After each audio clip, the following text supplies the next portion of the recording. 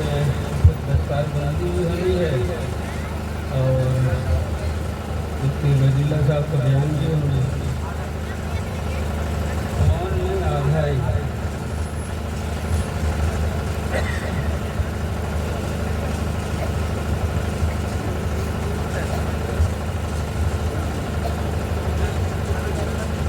शकील साहब जा रहे हैं। कराइए दस्तार बंदी है।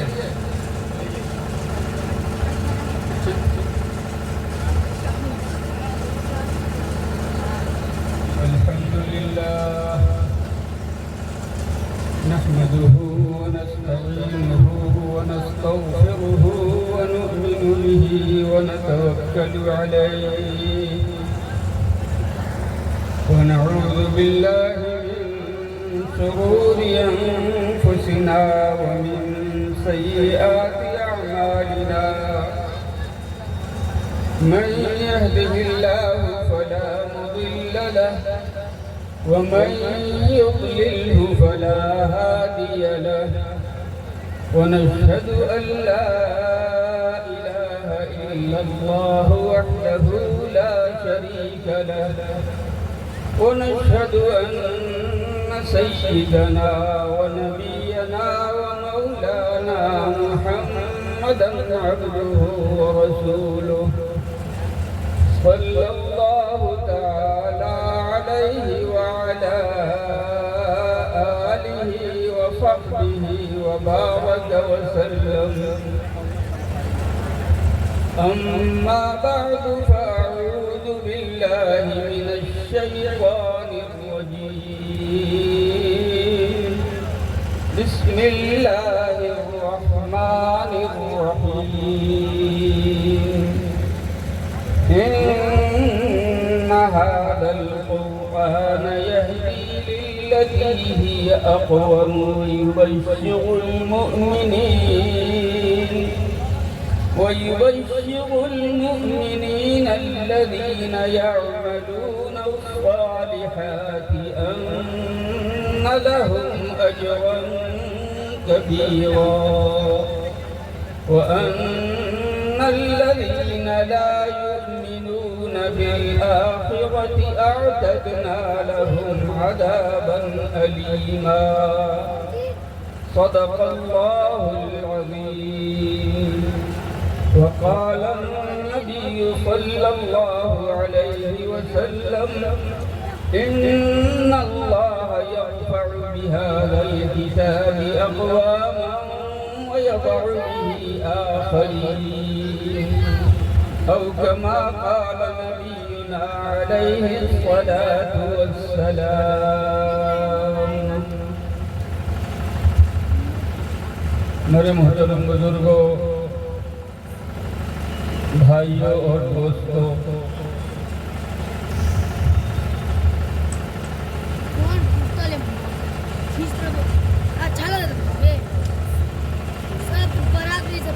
यकीनन आप तमाम बुजुर्गों की हाजिरी यहाँ सिर्फ और सिर्फ कुरान करीम की मोहब्बत में हुई है।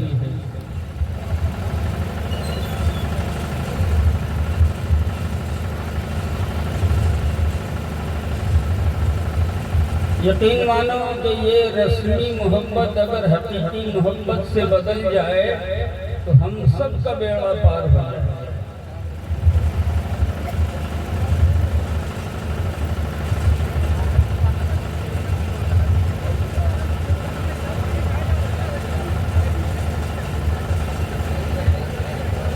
कुरान करीम हमारे घरों में है। बचपन से हमने उसे देखा है।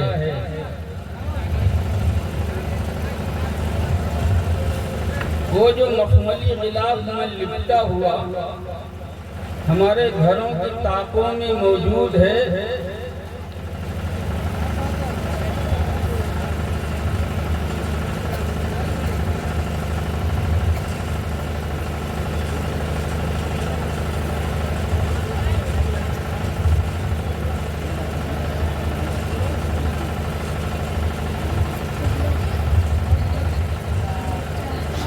चलो हो गए भाई।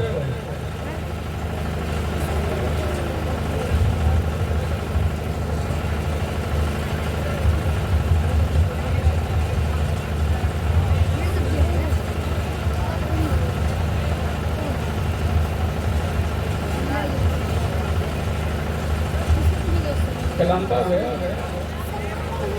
कलाम पाक है, तो टेबल पर रखा, टेबल पर रखा, ये नीचे नहीं।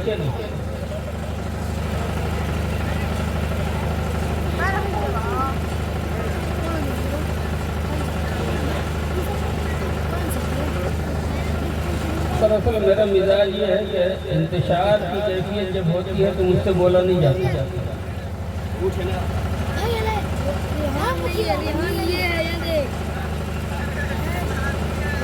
कुरान करीम हमारे घरों में है, हम उससे मोहब्बत भी करते हैं,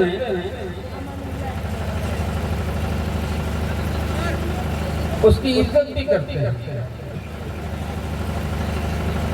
बस कमजोरी सिर्फ इतनी सी है कि हम उसे अपना इमाम बनाने को तैयार नहीं हैं।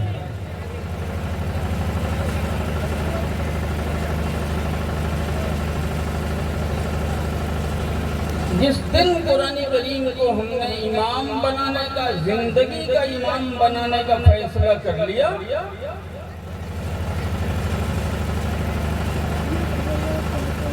आप कहो तो हरम काबा में पहुंचकर काबे की चौखट थाम कर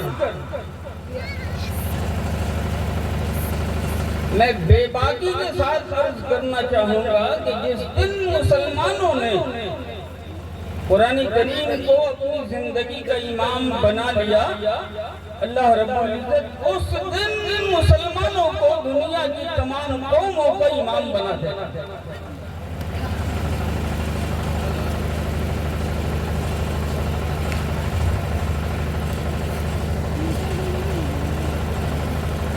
इमाम तो आप समझते हैं किसे कहते हैं?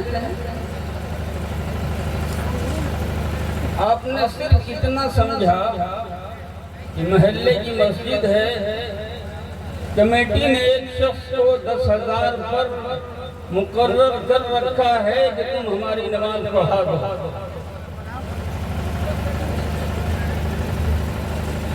हालांकि हमने गलत समझा।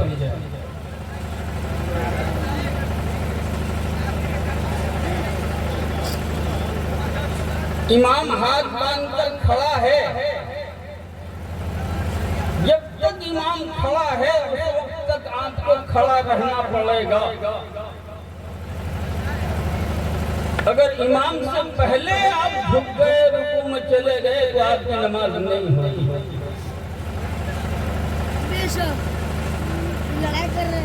इमाम रुकू में गया है तो जब तक इमाम रुकू में रहे आपको उतनी देर तक रुकू में रहना पड़ेगा। फिर इमाम जब खड़ा हो तो आपको रुकू छोड़ के खड़ा होना पड़ेगा। इमाम सजदे में जाए आपको क़याम छोड़ के सजदे में जाना पड़ेगा। इमाम सजदे से सर उठाए आपको सजदा छोड़ देना होगा और इमाम के साथ कायदा की हालत में आ जाना होगा। क्या मतलब? आपकी हरकत इमाम की हरकत के ताबे, आपका सुकून इमाम के सुकून के ताबे। इमाम जो हरकत करे पीछे पीछे आप भी वही हरकत करो तो वो आपकी नमाज का इमाम हुआ। और अगर आपकी हरकत इमाम की हरकत से बदल गई तो फिर आपकी नमाज नहीं होती।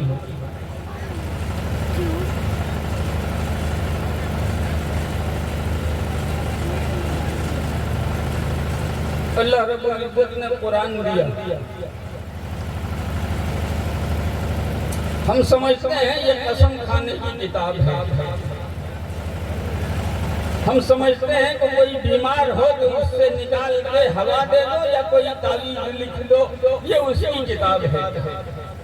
हम समझते हैं कि कोई मर जाए तो कुरान निकालो, उसकी तिलावत करो, मुर्दों को बख्शवाने वाली किताब है। मैं कहता हूँ कुरान करीम मुर्दों को बख्शवाने वाली किताब कम है, मुर्दों को जिंदा करने वाली किताब ज्यादा है।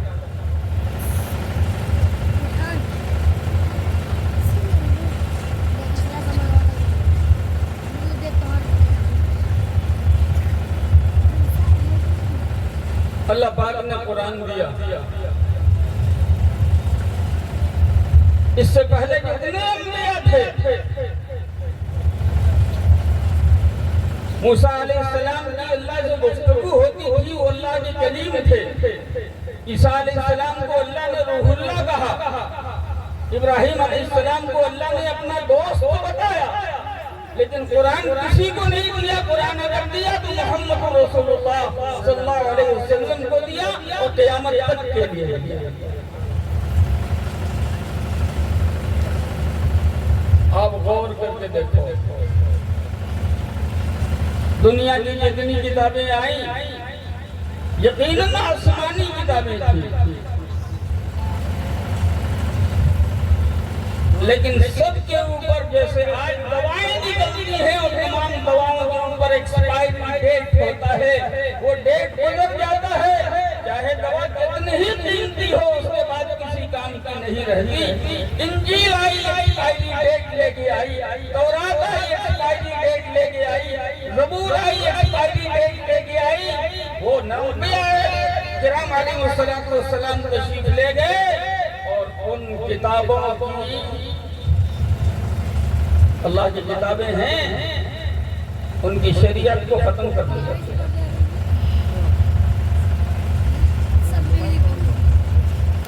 सबसे आखिर में अल्लाह रब्बुल इज्जत ने कुरान करीम दिया और उस पर कोई एक्सपायरी डेट नहीं है, क़यामत तक। अच्छा, मैं आपसे पूछूंगा, एक दवा बहुत कारगर हो, बहुत जानदार हो, बहुत कीमती हो, लेकिन मेडिकल स्टोर से वो दवा लेके आए और उसके ऊपर एक्सपायरी डेट पड़ी हुई हो, आप उस दवा को इस्तेमाल करेंगे? नहीं करेंगे, बल्कि आप भी कहेंगे कि कल तक इस दवा के अंदर असर था, एक्सपायरी डेट के बाद अब इसी दवा में जहर हो।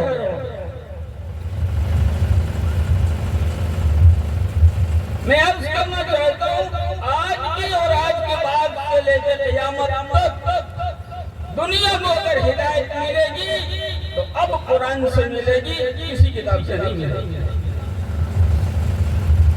अब दुनिया को कामयाबी दी जाएगी तो सिर्फ कुरान करीम से दी जाएगी, किसी और किताब से नहीं दी जाएगी। अच्छा, एक बात और कहूँ, हमारे घर में जो कुरान है, हमने उसकी हकीकत नहीं समझी। मैं आम और ठेठ जुबान में समझाऊं कि ये कुरान करीम अल्लाह की बोली है। कुरान करीम अल्लाह की बोली है। और एक बात गौर करके देखना मेरे भाइयों, दोस्तों, बुजुर्गों, कि हर बोली से उसके बोलने वाले का ताल्लुक और कनेक्शन जरूर होता है।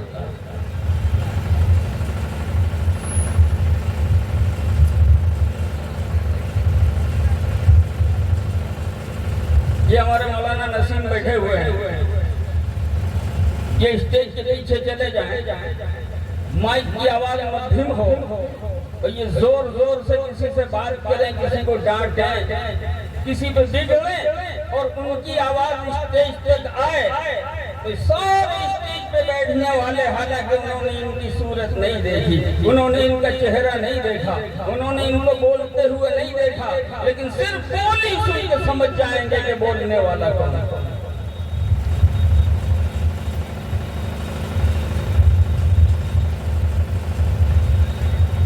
किसी की बोली से उसके बोलने वाले को देखे पहचानना अगर आसान है और मुमकिन है तो मैं साफ लफ्जों में कहता हूँ कि कुरान करीम अल्लाह की बोली है, कुरान करीम से ताल्लुक जोड़ोगे बोलने वाले से ताल्लुक जुड़ जाएगा।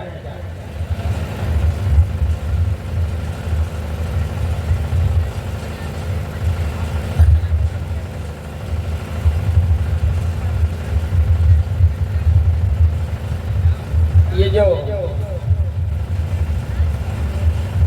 पेपर चल रहा है, ये जो माइक काम कर रहा है, इसका कनेक्शन है जनरेटर।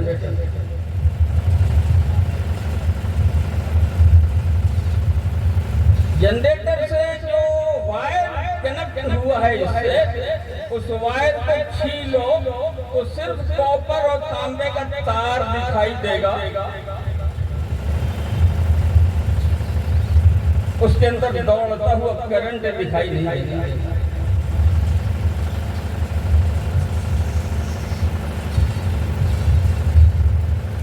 एक बहुत बड़े बुद्धिस्ट ने 3 साल पहले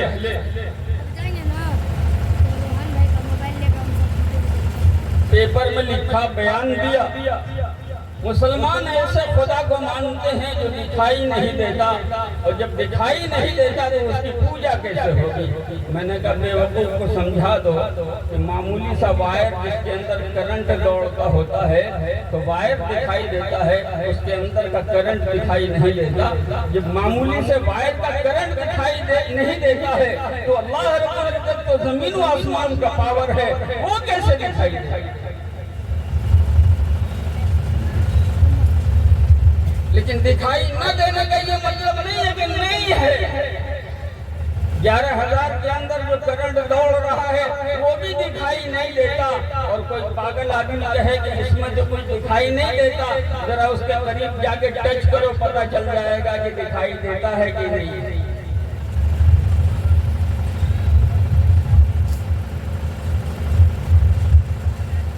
लेकिन उससे पहले एक बात मैं कहना चाहूँगा, अपनी कौम के बुजुर्गों से बड़े दर्द के साथ कहना चाहूँगा, ये कुरान वो है, ये कुरान वो है जिसने बादशाहों के सर चरवाहों के आगे झुकाए, क्योंकि चरवाहों के सीने में कुरान था।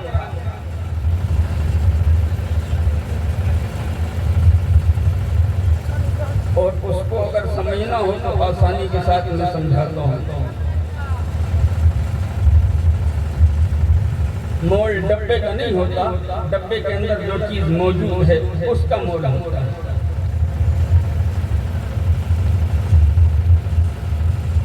दो डब्बा लाओ मेरे सामने, एक मामूली देखने वाला फकीर सा बदसूरत सा, लेकिन उसके अंदर हीरे भर दो। एक दूसरा डब्बा लाओ बड़ा चमकीला, बड़ा भड़कदार, दूर ही से तवज्जो खींचने वाला, और उसके अंदर कबाड़ भर भर।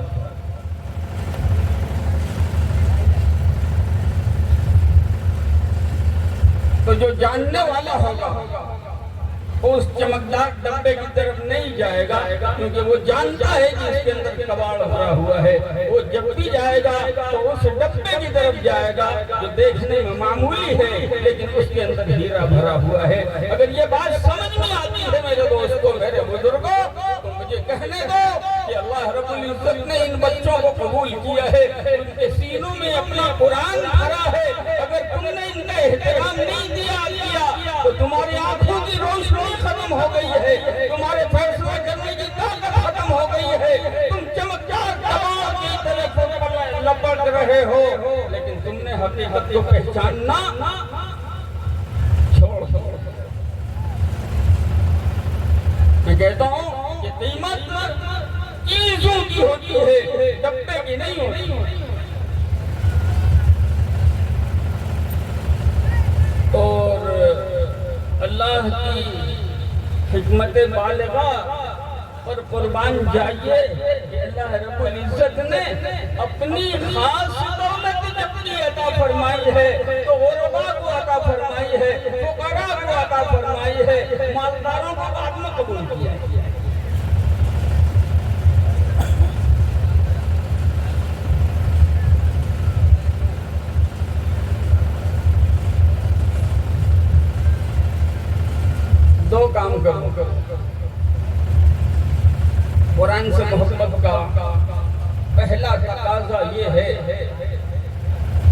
कि कुरान करीम को आंख बंद करके मानो।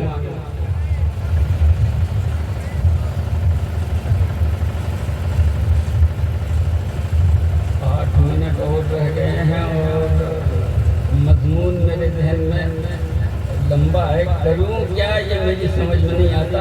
मुख्तसर में तो बात समझ।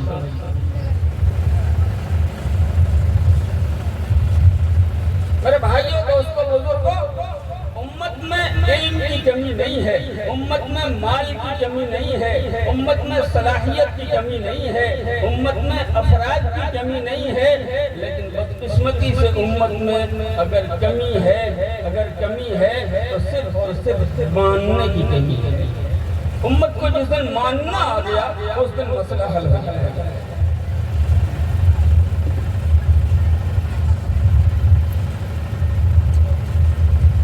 मानना कैसा?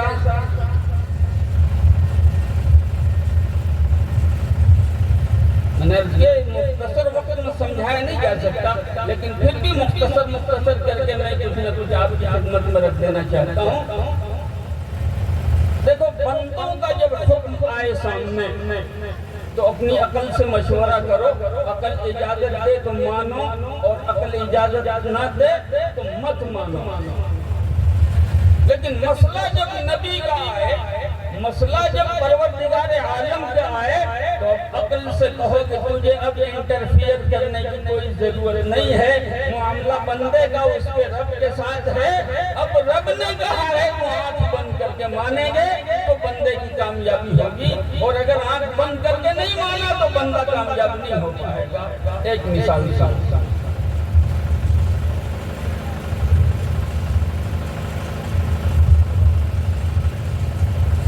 सैयदना मूसा नबीना अलैहिस्सलाम के साथ 40,000 मानने वाले, लेकिन नाफरमानी पे नाफरमानी।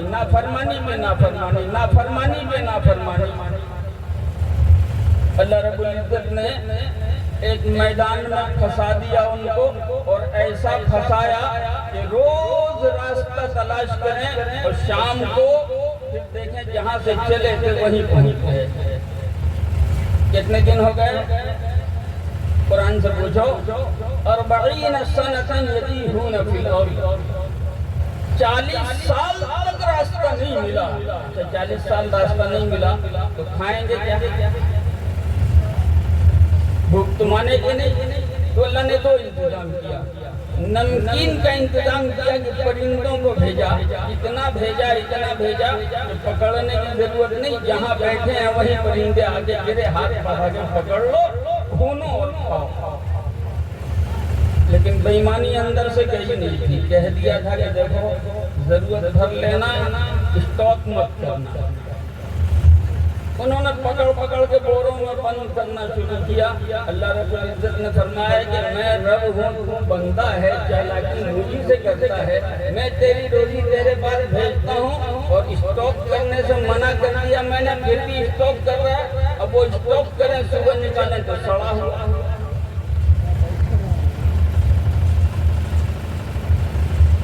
फिर दूसरा इंतजाम किया अल्लाह रब्बुल इज्जत ने। जैसे सर्दी के जमाने में ओस गिरती है, वैसे ही अल्लाह रब्बुल इज्जत ने ओस की तरह की चीज नाज़िल की, और वो जम गई शहद की तरह। उसको लिया, खा लिया। तो परिंदे का नाम था सलवा और उसका नाम था मन। अंज़लना अलैकुमुल मन्न वस्सलवा, हमने तुमको मन भी दिया और सलवा भी दिया, नमकीन भी और मीठा भी, खूब खाओ। अब पानी का मसला कुरान से पूछो। इस्तस्का मूसा लिकौमिही फकुलना बुरिब बिअसाकल हजर। मूसा अलैहिस्सलाम ने पानी मांगा अल्लाह से कि अल्लाह पानी का इंतजाम कर दीजिए, उम्मत मर जाएगी। अल्लाह पाक ने फरमाया कि वो जो 4x4 का पत्थर है ना तुम्हारे पास, जिसका न जमीन से कोई कनेक्शन है न आसमान से कोई ताल्लुक है, तुम यहाँ ठहरते हो तो सवारी पर से उतार के उसी को रख के उस पर बैठ जाते हो, चलना होता है उसी को सवारी पर रखते हो, फिर चलते हो, उसका कहीं से कोई कनेक्शन नहीं है। पिटाई करो।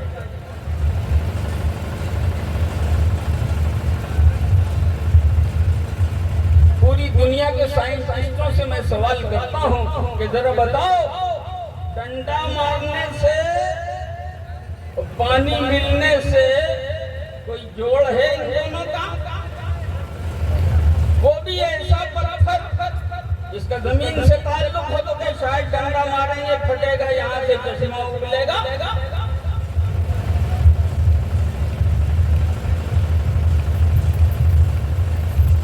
हिकमत की बात समझो, रब तो रब है, हर जगह काबिल है। जानवरों के पेट से बच्चे पैदा करता है, लेकिन चाहे तो पहाड़ों के पेट से भी बच्चे पैदा करता है। जानवरों के अंदर माँ की कोख में औलाद तो वही पालता है, वही परवरदिगार उसका हुक्म हो जाए तो वही बच्चा जो माँ की कोख में पलता था वो पहाड़ की कोख में पलेगा।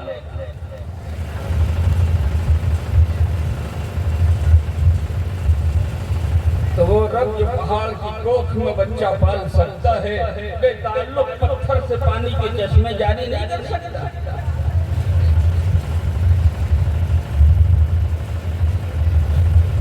मूसा अलैहिस्सलाम अल्लाह के नबी थे, हमारी तरह कमजोर ईमान वाले नहीं थे, दिल के अंदर शक नहीं था, दिल के अंदर छेपाक नहीं था। अल्लाह का हुक्म आया, उन्होंने डंडा निकाला और पत्थर की पिटाई शुरू कर दी। कुरान करीम कहता है फनफजरत मिन हुस्नता अशरता आइना कद अलिम कुल्लु नासिन मशरबहुम, हमने उसी पत्थर से 12 चश्मे जारी किए और हर एक को मालूम था कि किस घाट से मुझे पानी पीना है। ये वाकया कुरान करीम में नकल करके अल्लाह रब्बुल इज्जत ने क़यामत तक के हम जैसे बज़ाहिर कलमा पढ़ने वालों को ये पैगाम दिया है कि असल चीज मेरे हुक्म के आगे सर झुकाना है। मेरे हुक्म के आगे सर झुकाओगे तुम्हारा मसला हम क़यामत तक हल करते रहेंगे।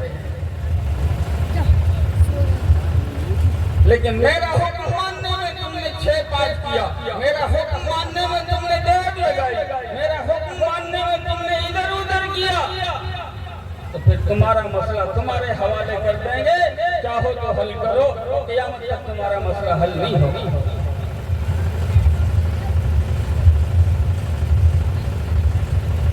मैं अर्ज करना चाहता हूँ, वक्त कम है मेरे दोस्तों, आज भी खैरियत चाहते हो, आज भी खैरियत चाहते हो तो कुरान करीम से मोहब्बत करो। आज भी खैरियत चाहते हो कुरान करीम को अपना इमाम बना लो। आज भी खैरियत चाहते हो कुरान करीम के खादिमों की खिदमत करो। जो इदारे कुरान की खिदमत कर रहे हैं उन इदारों से मोहब्बत करो। जो बच्चे कुरान करीम को अपने सीने में महफूज करने के लिए दिन रात मेहनतें कर रहे हैं उन बच्चों से मोहब्बत करो। शायद किसी के सदक़े में परवरदिगार आलम तुम्हारा काम बना देना।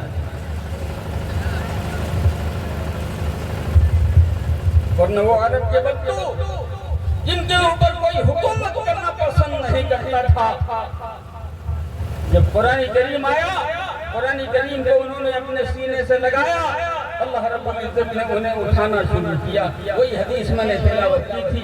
अल्लाह के हबीब हुजूर अकरम जनाब मुहम्मद रसूलुल्लाह सल्लल्लाहु अलैहि वसल्लम इरशाद फरमाते हैं, इन्नल्लाह यरफउ बिहादल किताबी अक़वामा, अल्लाह ताला इसी कुरान के जरिए कौमों के मुकद्दर को बुलंद करता है।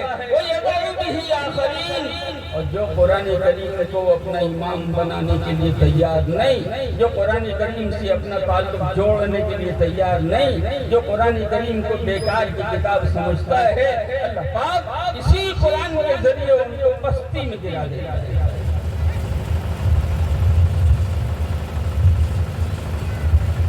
हम कुरान से मोहब्बत का दावा तो जरूर करते हैं मेरे भाइयों, लेकिन बदकिस्मती ये है हम चाहते हैं कि हम जो कुछ करें कुरान करीम दस्तक करता चला जाए।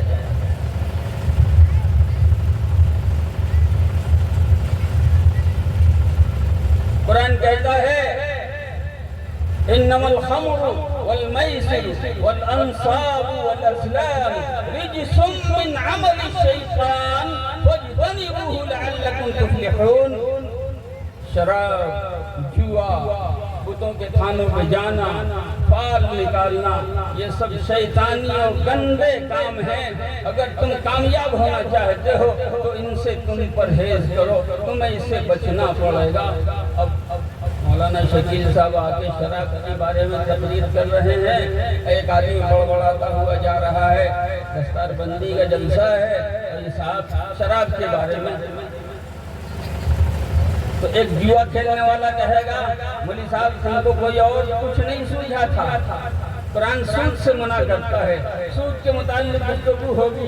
तो एक सूद खाने वाला सूदखार वो कहेगा कुछ और नहीं सूझा था। एक बेपर्दा रहने वाली माँ वो कहेगी मौलवी को इसके अलावा और कुछ नहीं सूझा था। इसका मतलब ये कि तुम कुरान की मानना नहीं चाहते हो, कुरान से अपने मतलब की मनवाना चाहते हो। और जब कुरान को अपने पीछे पीछे रखोगे तो कुरान ऐसी लात मारेगा कि खंदक में जाके गिर जाओगे। और कुरान को अपने आगे रखोगे, उसके पीछे पीछे आंख बंद करके चलोगे तो कुरान धीरे धीरे धीरे मुश्किलों से बचाता हुआ, निकालता हुआ बुलंदी में ले जाके पहुंचा देगा। इतनी बुलंदी में पहुंचा देगा कि सारी दुनिया के लोग तुमसे नीचे हो जाएंगे। फैसला तुमको करना है कि कुरान को आगे रखोगे कि कुरान को पीछे रखोगे। कुरान को आगे रखोगे, कुरान इमाम बना देगा, कुरान को पीछे करोगे, कुरान खंदक में गिरा देगा। अल्लाह हम सबको कहने सुनने से ज्यादा अमल की तौफीक अता फरमाए। व आखिरु दावाना अल्हम्दुलिल्लाहि रब्बिल आलमीन। मौलाना बैठे रहे जी। मुअज़्ज़ज़ सामाईन,